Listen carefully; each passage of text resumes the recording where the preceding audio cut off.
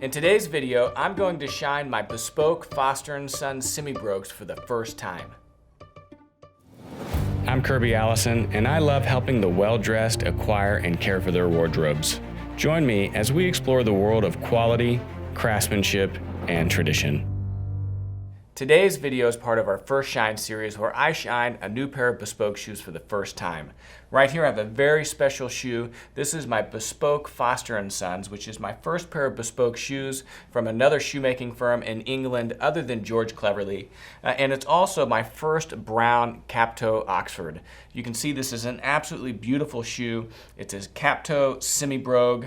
The cap-toe is beautifully adorned with this nice medallion. The broguing on this shoe beautifully goes with this brown finish. And whenever I was having these made, I actually saw a pair in the workshop. It was already done up for a customer that I really fell in love with. It was at that point that I changed my order from a black cap-toe Oxford to instead doing a brown semi-brogue. And what was really interesting about that particular shoe, and that you see it here, is actually the shoe was made up as a really light brown, almost crust leather, and then the patina was hand applied with shoe polish to create a beautiful antiquing. And so one of the things that we're going to see in the video today is really that decision point where you decide whether or not you go with a neutral to maintain the natural kind of patina antique effect, or whether or not you decide to add a little bit of pigment into the finish of the shoe. This particular Foster Sons is one of the most comfortable pairs of shoes that I own. I'm in absolute love with this shoe. I love the patina. It was made by one of the West End's best known shoemakers that does outwork for Foster Sons. His name is Jim McCormick. You can also follow him at Jim's Shoe Workshop on Instagram. And he did the outsole stitching right along here at 16 stitches per inch, which is incredibly rare. He really did it just as a special favor or request of mine, and I enjoy the finesse that that stitching adds. And everything about this shoe really is just a perfectly executed English bespoke shoe. It's a beautiful, nice kind of almond toe. It's beautifully balanced. It fits perfectly. It's so comfortable. It's never even come close to giving me blisters. Now, whenever it comes to pigment, of course, we're going to be using our Saffir Pomodoro Cream Polish Medallion d'Or, and we have another decision to make, which is which color pigment. Now, Saffir Medallion d'Or has more than 13 different colors of their Pomodoro cream polishes, but still, even with 13 colors, which is more than any of the other brands that I know about, there's still no such thing as a perfect match unless you have a black pair of shoes. So here I have a light brown and a cognac, which both you can see are pretty good matches here. I'd say that the cognac's probably the closest, but each of these polishes, because it has pigment, is going to take this shoe in a different direction. And so in today's video, we have to decide which direction we want to take these shoes. Now, that is one of the things that I love about a brown pair of shoes, and why I was particularly excited about this pair of Foster Sons, is that it's my first brown bespoke lace-up, and that it's going to really allow me to have fun with the polishes to see where we take this. So in today's video, we're going to polish these shoes in 3 steps. First, we're going to condition with the Saffir Renovateur. Next, we're going to add some pigment with the pigmented cream polish, like the Pomodoro cream polish from Saffir. And then finally, we're going to elevate the shine using Pat Deluxe, and then create a mirror shine on the toes using the mirror gloss. So let's get started. So first, I'm going to condition the leather using the Saffir Renovateur. The Saffir Renovateur is like liquid gold for leather. It's a mink oil-based cleaner and conditioner. It's really more of a conditioner than it is a cleaner. And what I love about the mink oil is that leather loves it. It just totally drinks up all the nourishment that this has to offer. So I'm going to apply this with a cotton chamois, and we're going to see that these shoes really need a little bit of conditioning. Let's tuck these laces in. I'm not going to remove the laces. It's my personal opinion that removing the laces every single time you shine a pair of shoes adds undue strain on the eyelets, especially on something like a bespoke shoe where you don't have metal rivets in the eyelets. Every single time you're pulling those laces in and out, it's just putting stress right here. Now, I totally suggest, removing the laces and replacing them periodically. We've got great laces here from our Wellington collection. So let's put a little bit of Renovateur on the chamois. I'm going to use our Plusher Wellington cotton chamois. This is made out of like a 9-ounce cotton that is great for applying cream polishes. I like this over the high shine chamois because it's plusher and is able to actually grab a little bit more polish than the high shine chamois, which is what makes it great for creams. So I'm massaging the renovator into the shoe, and you can see that the leather is darkening a little bit. That's totally normal. I mean, of course, you're going to see it more on a brown pair of shoes than you would a black, and all that means is that that leather is really being conditioned and fed with this polish.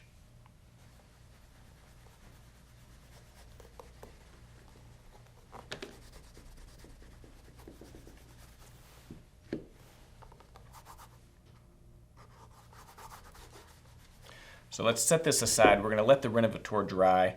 You really want to allow the renovator to sit on the leather for a good 3 to 5 minutes. You want the leather to have time to really soak in and absorb that polish, and you want to allow the polish time to dry and for the waxes to harden so that whenever we come on top of that and buff it, it produces a high shine. So here I'm just tucking the laces into this left shoe. And again, as I mentioned earlier, I'm really a proponent of not removing your laces every single time you polish your shoes. I find it unnecessary and really produces undue strain onto the eyelets of the shoe.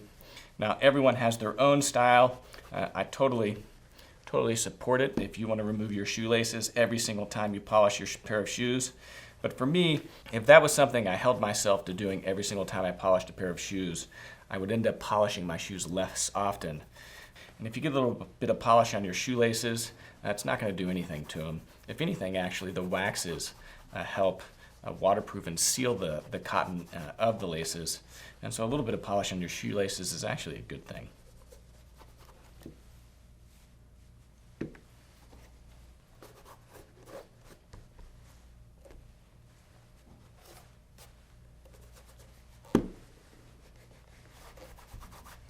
Okay, so while I was polishing the left shoe, the right shoe was drying, and this should be ready to buff out. I'm going to use our Wellington yak hair brush. The yak hair brush is, you could use a horsehair brush, you could use a pig bristle brush. For these shoes, I probably would either use a horsehair brush, which is a softer bristle than the pig, or the yak. What I like about the yak is it has a really dense, hair structure. I mean, just look how dense this is. I can't even get through it. And it just produces a really nice buff that is interesting. I say that this is probably one of the most rare brushes in the world. It comes from Mongolian yak in the Himalayas. And so it's a really interesting brush. I enjoy to use it. And it produces a pretty nice shine really effectively because, again, it has such a dense hair structure.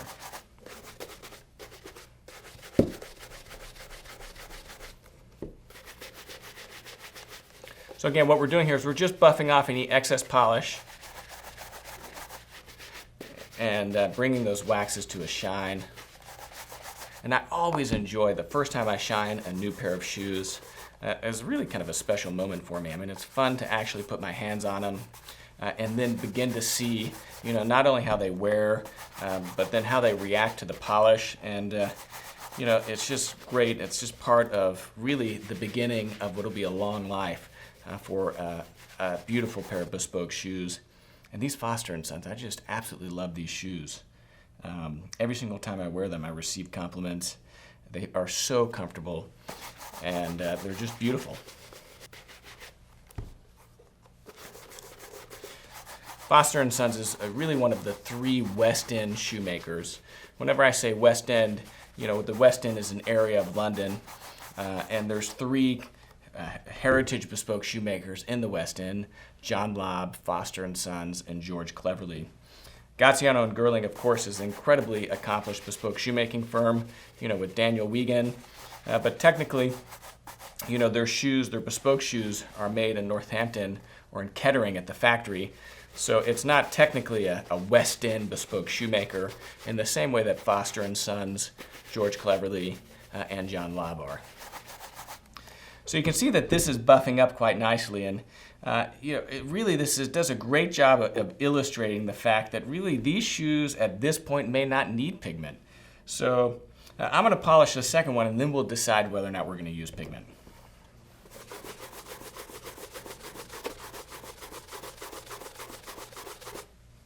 I love this yak hair brush.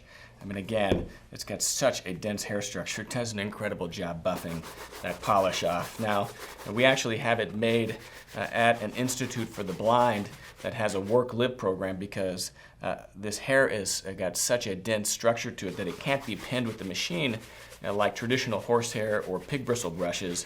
And so this brush can only be done by hand, again, making it really special and unique.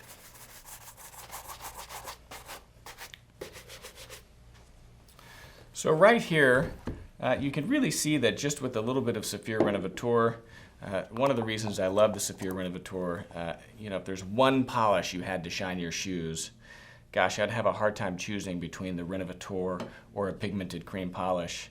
The Renovateur, if you were to just have one polish, I'd probably go with the Renovateur because you could use it on all your shoes irrespective of the finish or the color. Whereas the moment you get into a pigmented cream polish, you really need one for each different color of shoes. The Renovateur, again, does a great job conditioning. It has waxes, so it's going to help bring up the shine. And you can see that after just one coat of the Saffir Renovateur, the shoes look markedly better than they did whenever we started. The Saffir Renovateur helped even out some of the finishing over here just by redistributing and maybe pulling off a little bit of the shoe polish that was kind of starting to come off or flake. And I really like how these shoes have responded, so much so that I actually am probably going to skip using a pigmented cream polish at this particular stage. What I like about this lighter leather, and one of the reasons that I chose it, especially to have it finished the way that it was by hand, is really to allow some of this character and antiquing to come through the leather. And I actually like how there's a little bit of unevenness to the finish. I actually think that's a feature of the way that these shoes have been finished. It makes them look a little bit older, gives them more character, and I really like the effect of this. So, and to be totally honest, we're going to set these cream polishes aside for the moment. And next, I think what I want to do is instead focus on building up a little bit of a mirror shine. Again, I'm not even going to add a wax polish, to the vamps because honestly, the Renovateur has done such a good job kind of elevating that shine. It has waxes, so it's going to help protect the leather. So let's focus on building up the mirror shine a little bit. Now, for building a mirror shine, I'm going to put our 9-ounce cotton chamois aside, and now I'm going to use our high shine chamois. The high shine chamois is an essential whenever it comes to building a mirror shine. That and the mirror gloss, really are required and make such a big difference. I have our high shine chamois made out of the same cotton fabric that I have my Himmer Johnny dress shirts made from. So it is actually a cotton shirting. It has a very tight weave. It doesn't have any linting, and it's a really stable fabric that makes it great for applying wax polishes and exceptional at producing the mirror shine. So we're going to use a little bit of water. So I've got my high shine water dispenser here. We've got our mirror gloss in neutral. This is a medium brown Pat Deluxe wax polish, which I like to use alongside the mirror gloss. I am going to have some pigment here that'll help kind of deepen and darken out a little bit of dimension. So we're going to apply a thick, generous coat of the Saffir mirror gloss onto our cotton chamois. And then we're going to begin building up that high shine finish. We want to build that foundation of hard waxes that are going to allow us to really produce a beautiful mirror shine. Now, especially at this first step, you want to be careful to make sure that you get all the way around the cap, especially towards the bottom and the front. It's easy to just forget this front kind of bottom lip of the shoe right where it meets the welt. You want to build up the wax there because otherwise you'll have a beautiful mirror shine on the top of the toe cap, but then here towards the bottom it'll be dull. And so you have to build up that wax finish.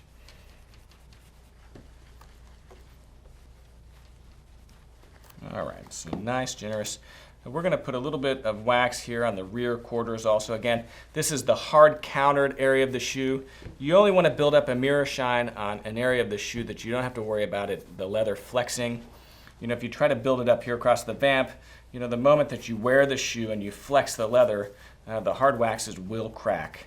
So traditionally, you just do a mirror shine across the toe cap and the rear quarters of the shoe, which both have hard countering or hard pieces of leather inserted in between the upper and the inner lining to give additional structure and support to that area of the shoe.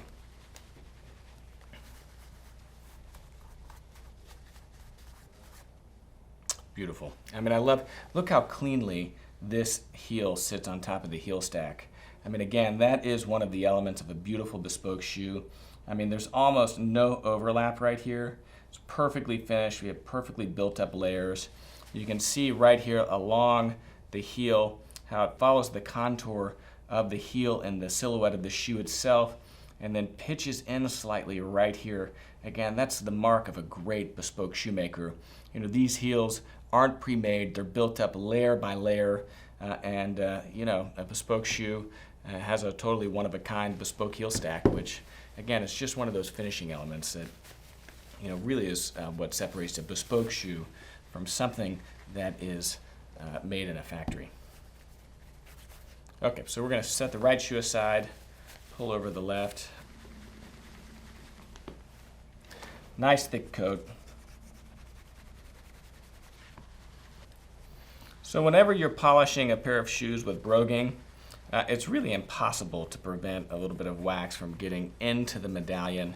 After you create a mirror shine, you can always take a toothpick and pick some of that out if you want to.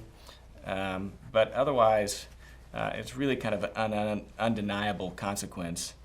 And there's no way to avoid doing that. It really shouldn't affect the quality of the mirror shine.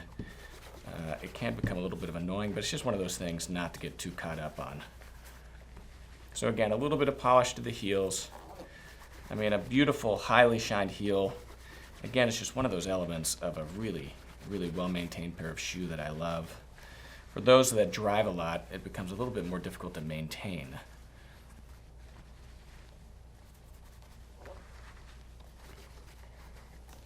So the Saffir mirror gloss, actually, I worked with Saffir to create this product.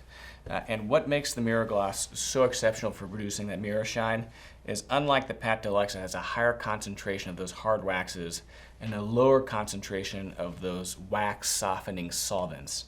So the reason you're able to get more waxes into a wax polish is because of those solvents that soften and basically liquefy those waxes. This is a very hard wax.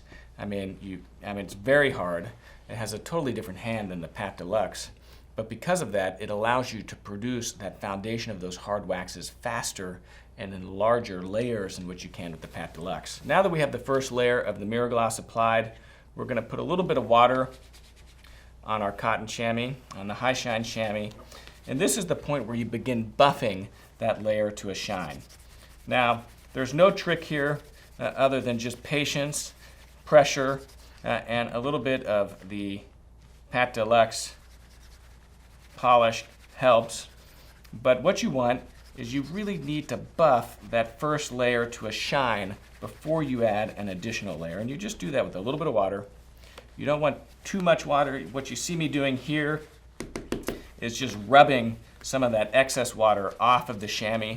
If it becomes too wet, what you can actually end up with are clouding spots on your shine.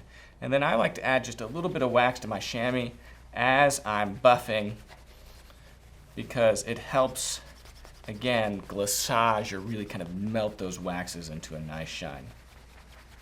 Now, it's always easier to do a mirror shine if you have a foundation to start with. And so, you know, here, since these shoes would have been polished by Foster Sons before they were delivered, you know, there's already waxes on these toe caps. If you're shining something for the first time, you're going to have to spend more time building up that finish or that foundation of hard waxes. I'm going to add a little bit of Pat Deluxe. Again, I just want to grab those solvents or really kind of glissage or shine the waxes. And you can see here, just after one coat, I mean, we've already got a really nice shine starting to develop. That is totally appropriate for these semi-brogues. I mean, I'm always amazed at just how much better a pair of shoes looks with the proper shine. And you know, even if all you have is 5 minutes, just apply a coat of the Saffir Renovateur and buff it with a horsehair brush, or, you know, better, maybe a little bit of pigment with the pomodoro cream polish. it's always going to make the shoes look better. These Foster & Sons are really special shoes. I mean, it's the first time, other than really Dimitri Gomez, that I had a pair of bespoke shoes made by someone than George Cleverly. As you know, George Cleverly was my first bespoke shoemaker. Gosh, I've had like 8 or 9 pairs of shoes from him.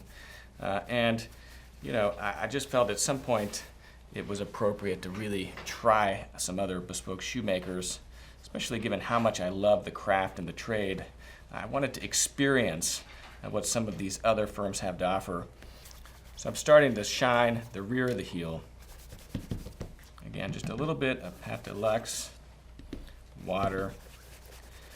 And there's no trick. A little bit of medium to firm pressure, fast circular motions, and time. And you'll begin to see those hard waxes begin to light up. Of course, the more time you spend, the better your results.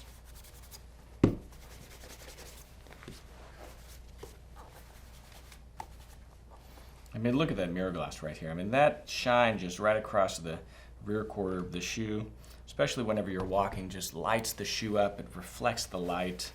I mean, again, it's just why I love a beautifully shined pair of shoes.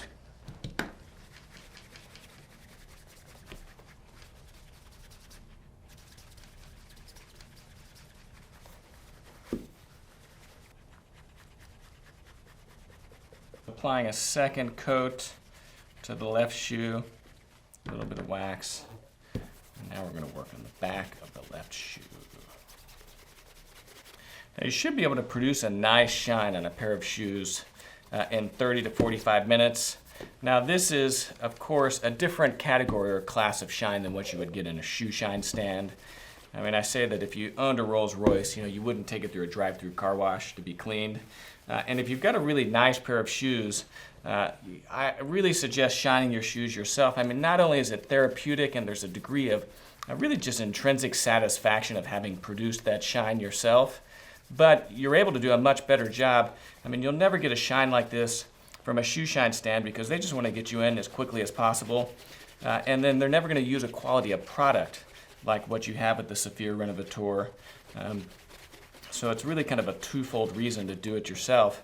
Now that said, if you're busy or if you just don't have time to produce that first mirror shine, you know, we have a shine by mail program that's being run out of our office where you can send us your shoes and we will shine them for you for those that you know, don't have the time, or you know, we've got our presidential shoe shine, which is really a complete restoration. So you know, maybe that, you know, that 100,000-mile overhaul that your shoes need, you want to send that off to someone else, we'll do that for you.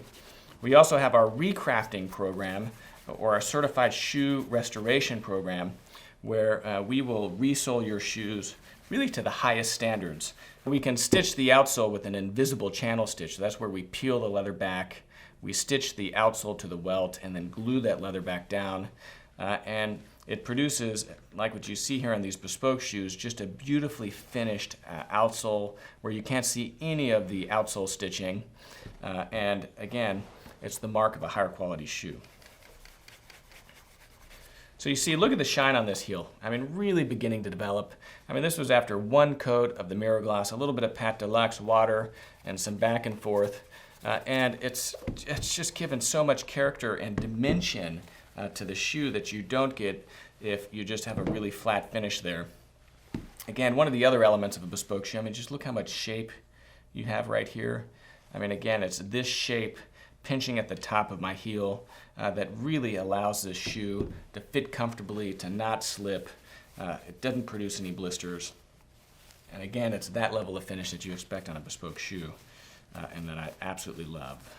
Do the final polish, buff, on the front toe cap. Again, semi-brogue, absolutely a mirror shine makes this shoe look better. I mean, any shoe with a high shine looks better than a shoe without a high shine. You know, traditionally, you probably wouldn't take a semi-brogue or a brown semi-brogue, at least certainly like these shoes, is to a high of a shine that you would, say, a black Capcho Oxford, but you certainly can. And as you're going to see here in a minute, the shoe, without question, absolutely looks better. That said, it's pretty universal. A well-shined pair of shoes looks better than a pair of shoes that aren't well-shined, and that is for certain.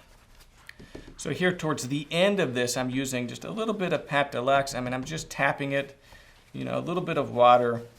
And then at this stage, when we're getting really close to the finish of where I want to be, I'm using more pressure with my chamois. This is a really firm pressure. And the reason is because you want to heat those waxes, really compact them down and begin to glaçage them. That's the process where you bring those waxes to a really high shine. And look at how this is developing. Absolutely beautiful. Look at that. This variation in color across the toe cap and the vamp, I actually like. It really makes the shoe look more worn, more antiqued, really more broken in. And it's a character I like. Now, I'm not saying that at some point I'm not going to add pigment to this shoe. There's no question. I expect to be able to get easily 20 years of use out of these shoes. And so, across 20 years, you're just going to have to add pigment. For one, as the leather wears, it's going to dry out a little bit. The color is going to change a little bit. And so you're going to want to add pigment, to really re-even out that finish. Now, you can see that this is darkening a little bit right there. That's just where the water has soaked into the leather. So I probably used a little bit too much water there. I'm going to give this area a little bit more wax. And then I'm going to allow that wax to dry before I come back and buff it. So I'm going to take a little bit of wax polish. We're just going to buff these heels just a little bit. Again, I'm not going to do a total edge and heel shine or restoration on these shoes because, again, they're relatively new. With the bespoke shoe, the shoemaker is going to spend a lot of time actually glazing these heels with a hot iron. And then finishing it with a little bit of wax. So again, there's a wax finish on these already. They're not in any way really discolored. So I'm just going to shine them up with the chamois. But pretty easy. Beautiful, look at that. So the right shoe's done. Let's finish up this left one and see if we can get them even. One of the other tricks is I also expand my fingers a little bit inside the chamois. Another thing that helps keep that chamois nice and flat and tight.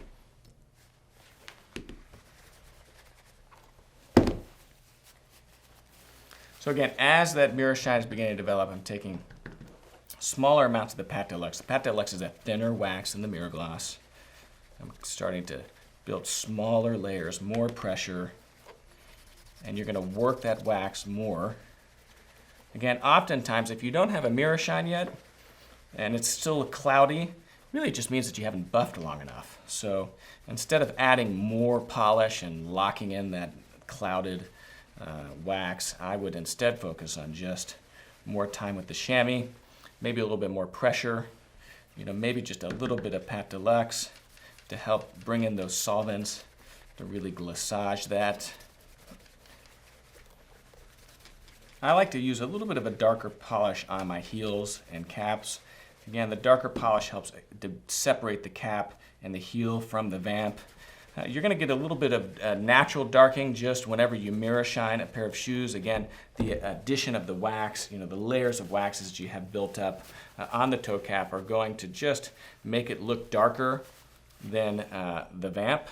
But a little bit of darker wax, just one shade darker, maybe even just one or two coats, and then using a neutral helps just, again, add that character, that dimensionality to a pair of shoes that make them totally unique and your own.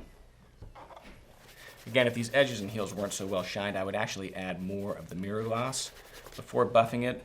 But again, this is the first shine. These shoes are in really good condition. And so I'm just adding a little bit to elevate the shine, but that's going to be plenty. Take some water too. Okay, so let's see how these shoes look. I think that looks beautiful. We're going to set that aside. Here we are. First shine, my bespoke Foster Son semi-brogue shoes. Absolutely beautiful. And again, you can see just what a difference a little bit of polish makes to these shoes. Special shoes, can't wait to wear them. I think I might wear these tomorrow. Again, super comfortable, impeccably made, and just a really special pair of shoes that I'm so happy and so grateful to be able to add to my collection. If you haven't seen the unboxing video of these Foster Son shoes, click the link in the upper right-hand corner. Also, if you're interested in seeing a more thorough and extended shine of a pair of shoes, watch me shine one of my workhorses, my dark brown cap-toe Oxfords from St. Crispin's. It's a beautiful shoe with a suede back and a calfskin forward with the vamp and the toe cap. A really unique pair of shoes that were in dire need of a shoe shine. And you can see, again, just another example of what a transformation a shoe can undergo with the proper shoe shine. I'm Kirby Allison, and I love to help the well-dressed acquire and care for their wardrobes while exploring the world of quality, craftsmanship, and tradition. If you haven't visited KirbyAllison.com, please take a moment to do so. We have the largest collection of luxury garment care, luxury shoe care, and other luxury clothing accessories anywhere in the world.